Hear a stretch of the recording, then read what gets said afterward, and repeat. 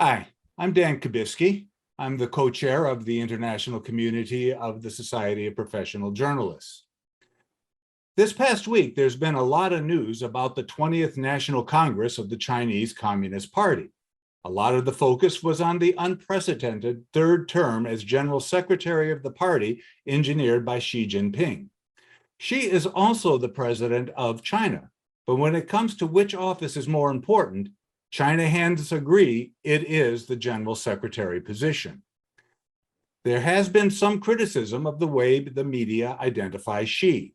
Some scholars even have disputes with editors of academic journals.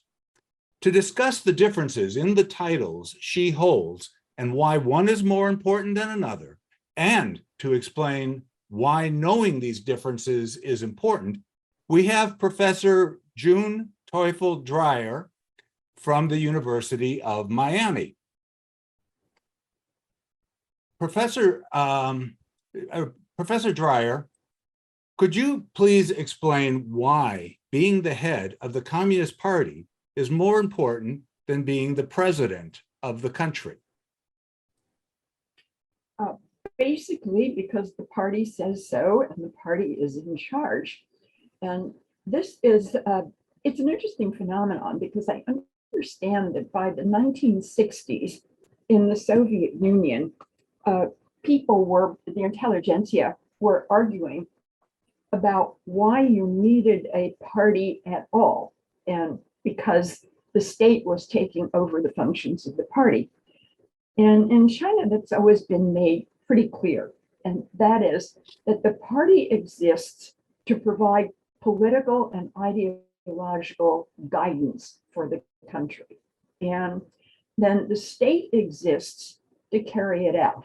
So that obviously the important part is the political and the ideological guidance, and therefore the party is supreme. Now, it seems, as a longtime China watcher, that by the time of the 1980s, in other words, after Deng Xiaoping began his reforms, that people were asking similar kinds of questions in China. Is Marxism still relevant? You know, the market, Deng had put a lot of stake on the market, and China was going to modernize and industrialize. And so what part does the party play in this? And Deng actually tried to separate very clearly the functions of the party and the government and the military.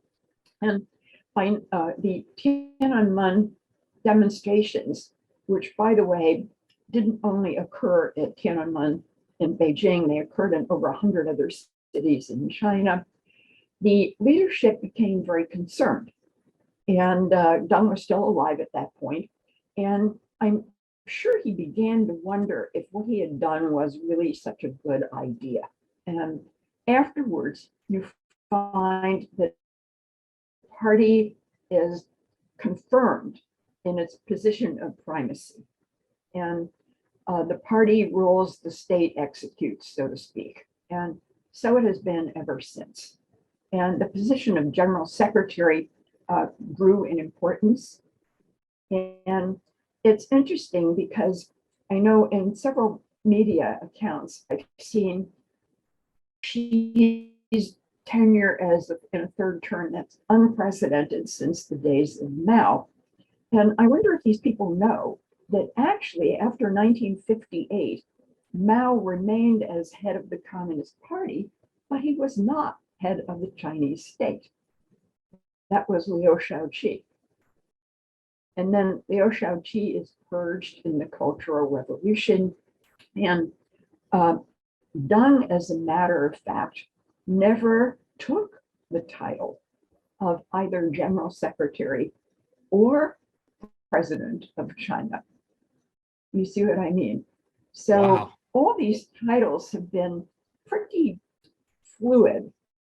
And you know, there's also there should be, and more of an awareness that power in China has been, since 1949 and maybe before, very personalistic. So it's not the title you hold, but who you are. Hmm. And Deng that explains a Xiaoping- lot about dung. Yeah. Yes. All And right. Oh, I'm sorry. Go ahead. I was just going to ask, I mean, with all of this, what should reporters and editors who come across stories from China about China's leadership, what should they be looking at, and what should they be concerned about when they see these stories before they put them into their local newspaper or their local broadcasts? Mhm. Well, it's very hard because the obvious answer would be who's behind these policies. The problem is in China, you don't always know who's behind the policies. And I think given the 20th Party Congress, we can say pretty definitively that Xi Jinping is behind these policies. It has not always been so. And when Mao was head of the party, things were done which he was later very critical of when he got back into power again. And it seems that people were doing things he did not like. And even Deng Xiaoping, who everybody agreed was pretty much in charge, you could see that there was opposition. And it took various forms.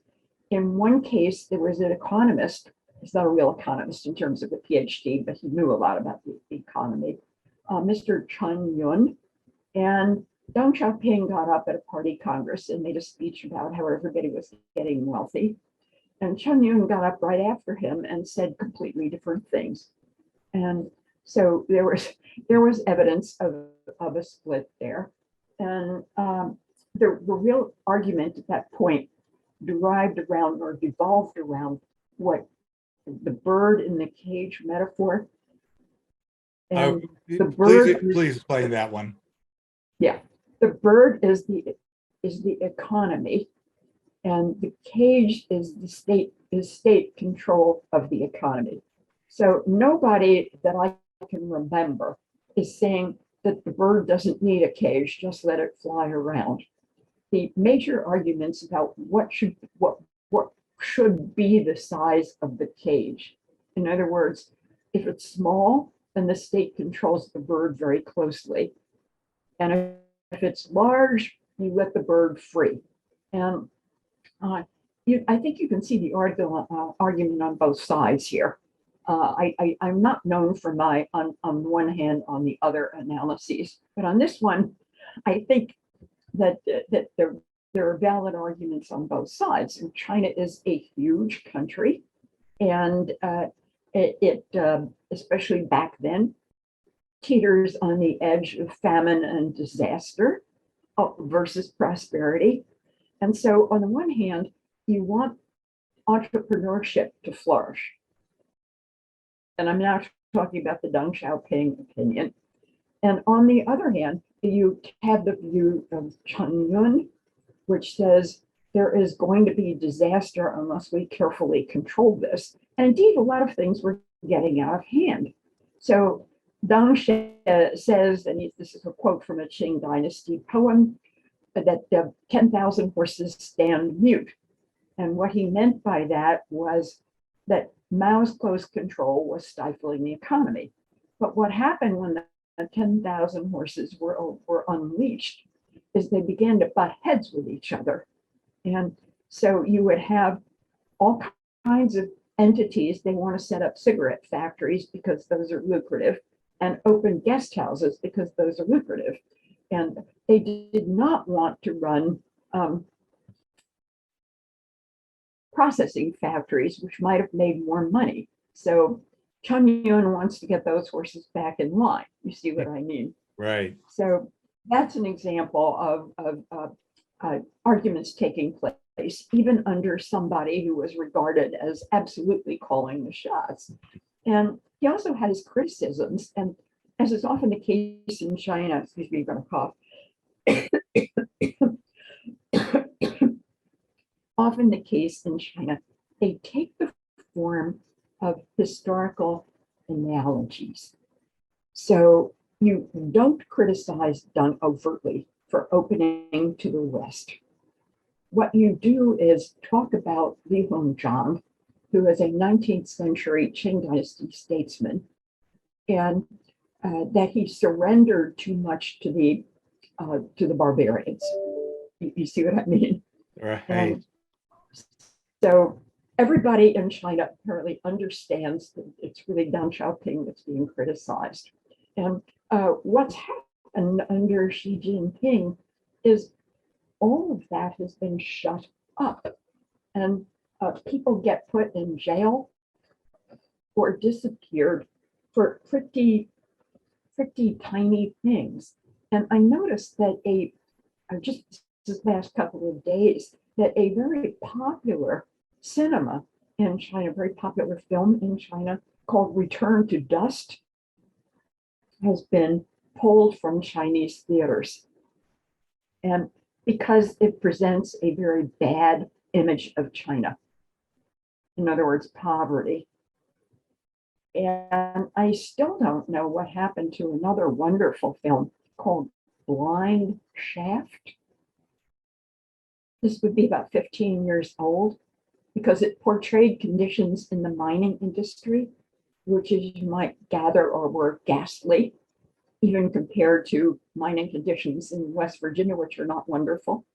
And so she has come up with a concept of historical nihilism, meaning essentially that you can change history as you wish. He would not call it that, but that's what it is. Right. So that all the bad things can be erased.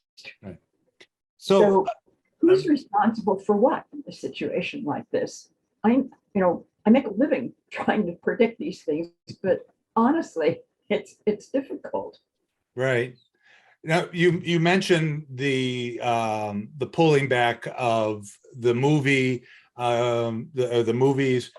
There have been numerous arrests of journalists. There have been clampdowns on various news organizations, even state and party-run news organizations, to make sure they all fit in line with. I guess the best phrase would be Xi thought. Make sure you follow his lines. Now, all that repression of press freedom, of freedom of speech and expression, are those policies being developed in the party and then executed by the state, as you describe, or are there elements within the government that are also working? And again, how should we be looking at that back here on our side, especially as reporters and editors looking at stories coming out of the area? Well, it's not that easy to draw a clear differentiation between the party and the state on most of these matters, because I know, for example, I had an acquaintance who worked for Xinhua, the Chinese press agency, and he said, when you come in the morning, there are instructions on your computer about what you can say and what you can't say, and what to emphasize and what not to emphasize. So those come from the party. But remember that any entity, and this includes for the past, I think this was passed in 2017, but I'm not quite sure of the year, that every business that employs more than 20 people has to have a party commissar there. So that is a state, the enterprise is theoretically at least a state enterprise, but it's got political guidance in the form of the commissar. Oh, okay.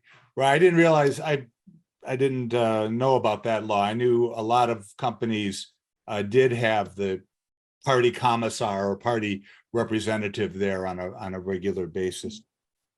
Just really one last question. So when people are writing stories about China, or again, maybe an editor somewhere in the United States gets a story from a wire service, when discussing Xi, just looking at his title,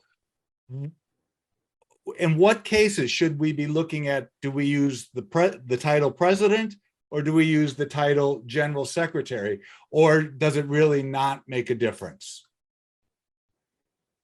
Well, I've heard people say that unless you use the term president, people will be confused because the president of the United States is the commander in chief and usually represents the majority party, depending on who you talk to. And so president is the title they want to use, whereas general secretary doesn't really compute well. What does it really mean? What's a general secretary? Is it somebody who types memos kind of thing? So they prefer the use of president. And most people who study communist China, either professionally or as a hobby, would probably opt for general secretary. And that's, again, do you want to bother, particularly if you're a busy journalist? And I've never been a journalist, but I often get communications from them saying, I really need an answer on this by Friday at noon because my editor is after me. And so they don't really have time, and often they don't really have space to start explaining things. So they want what you'd call a quick and maybe less than accurate, totally accurate answer. So you can't really ask them to say, well, you can call him president, but you should really tell them that the party position is more important.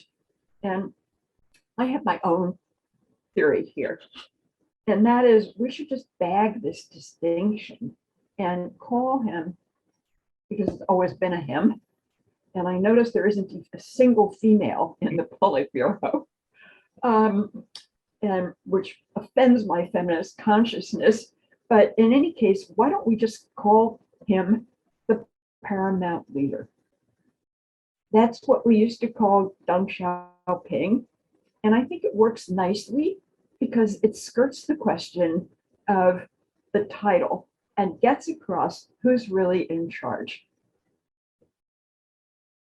I like that that compromise. That sounds excellent. I mean, it does. And living in China when I did in the early 1990s, I do remember that phrase over and over again, paramount leader. And I was never quite sure what it meant other than he was in charge. Yeah. Well, the other thing I like about paramount leader, and I didn't invent the phrase, so I'm not bragging here, is that there's no actual pejorative connotation to it. Right. Yeah. And I know that, especially being here in Miami, when you call Fidel Castro El Líder Máximo, it was definitely used in a pejorative sense. Right. And paramount just doesn't have that ideological baggage on it. And it's kind of hard to be objective about certain things with regard to China. And but I do think we should pay Xi Jinping the compliment of giving him a non-pejorative title. I like that. I like that. And I think on that tip to editors and reporters, I want to thank you very much for taking time from your very busy schedule to talk about the subtleties of this and to help our members and journalists to understand this much better. Professor June Teufel Dryer, thank you very much for being with us today.